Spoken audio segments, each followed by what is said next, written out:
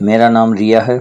मैं एक साधारण सी लड़की हूँ जो ज़िंदगी के हर कदम पर अपने लिए रास्ते तलाशती आई है।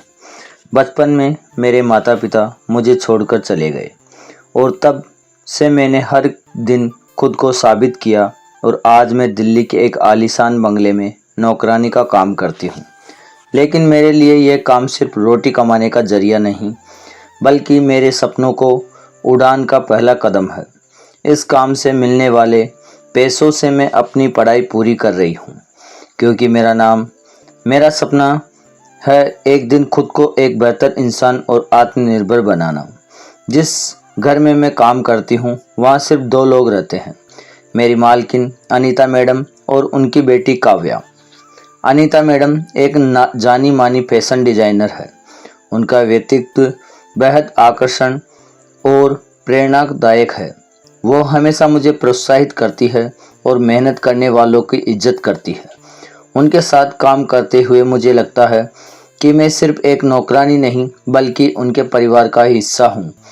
लेकिन उनकी बेटी काव्या का स्वभाव बिल्कुल उल्टा है।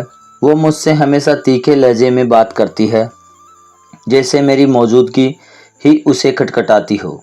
कई बार उसका व्यवहार मुझे चुभता है, लेकिन मैं चुप रहती हूँ। मुझे लगता है शायद उसकी अपनी ज़िंदगी में कोई उलझन है जो वो मुझ पर निकाल देती है। आज सुबह में रोज़ की तरह जल्दी उठकर तैयार हुई और बंगले की ओर निकल पड़ी। जैसे ही मैं वहाँ पहुँची, अनीता मैडम अपने स्टूडियो जाने की तैयारी कर रही थी। उन्होंने अपनी मखमली आवाज़ में कहा, रिया, जल्दी से कुछ स्पेशल नाश्ता बना दो, मुझे जल्दी निकलना है। मैंने मुस्कुराते हुए कहा, बस 5 मिनट मैडम। फिर मैं रसोई में चली गई और उनके लिए क्रिस्पी पैनकेक्स और फ्रेश जूस तैयार किया। नाश्ता परोसते ही मैडम ने तारीफ की, रिया तुम तो जादू करती हो खाने में। उनकी बात सुनकर मेरे चेहरे पर हल्की सी लाली छा गई। थोड़ी देर बाद मैडम स्टूडियो के लिए निकल गई और जाते वक्त बोली, रिया, काव्या को भी नाश्ता दे देना। मैंने सिर हिलाया और एक ट्रे में नाश्ता सजाकर काव्या की कमरे की ओर बढ़ी। काव्या का कमरा बंगले के सबसे ऊपर माले पर था, जहाँ से सारा शहर का खूबसूरत नज़ारा दिखता था। जैसे ही मैं कमरे के पास पहुंची, मैंने सुना कि काव्या किसी से वीडियो कॉल पर बात कर रही थी। मैंने दरवाजे पर हल्का सा हाथ रखा, तभी मेरी नज़रें दरवाजे की झिर्री से अंदर पड़ी। काव्या अपने फ़ोन को स्टैंड पर रखकर बात कर रही थी। उसने एक सिल्क का टॉप पहना था जो हल्का सा पारदर्शी था और वो अपने बालों को बार बार उंगलियों से संवार रही थी। कॉल पर एक लड़के की आवाज़ थी जो कुछ ऐसा कह रहा था जो सुनने से बिल्कुल गलत था और ख़तरनाक लग रहा था। उसकी बातों में एक अजीब सा आकर्षण था, लेकिन वो काव्या को कुछ ऐसा करने के लिए उकसा रहा था जो उसे मुश्किल में डाल सकता था।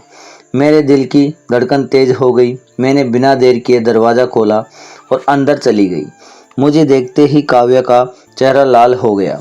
उसने तुरंत कॉल काट दी और गुस्से में चिल्लाई, रिया, तुम्हें दस्तक देना नहीं सिखाया गया, ये मेरा निजी कमरा है। मैंने शांत स्वर में कहा, दीदी, मैं तो सिर्फ नाश्ता लाई थी। लेकिन ये क्या करने जा रही थी आप? काव्या ने चिढ़ते हुए जवाब दिया, मैं अपने बॉयफ्रेंड से बात कर रही थी। तुम्हें क्या हक है मेरी निजी ज़िंदगी में टांग अड़ाने का? मैंने गहरी सांस ली और धीमे से स्वर में कहा, दीदी, मैं आपकी भलाई के लिए कह रही हूँ। जो वो लड़का कह रहा था, अगर आपने वो किया होता और उसने उस कॉल को रिकॉर्डिंग कर लेती थी, तो अगर वो आपको ब्लैकमेल करे, आपकी ज़िंदगी, आपकी इज्जत सब दांव पर लग सकता है। मेरी बात सुनकर काव्या एक पल को चुप हो गई। उसने अपने सिल्क टॉप को सही किया और मेरी ओर देखा।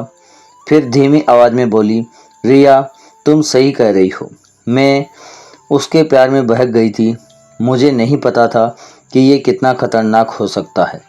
उसकी आंखों में हल्का सा पछतावा और मेरे लिए एक नई इज्जत झलक रही थी।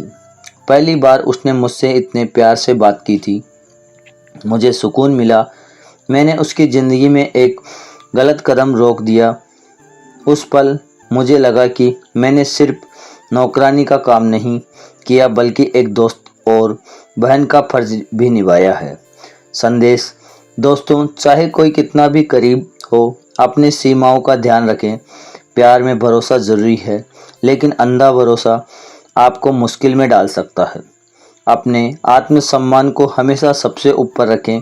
अगर आपको ये कहानी मेरी पसंद आई है तो इसे अपने दोस्तों को साझा करें और अपने विचार ज़रूर बताएं और सब्सक्राइब करना ना भूलें। धन्यवाद।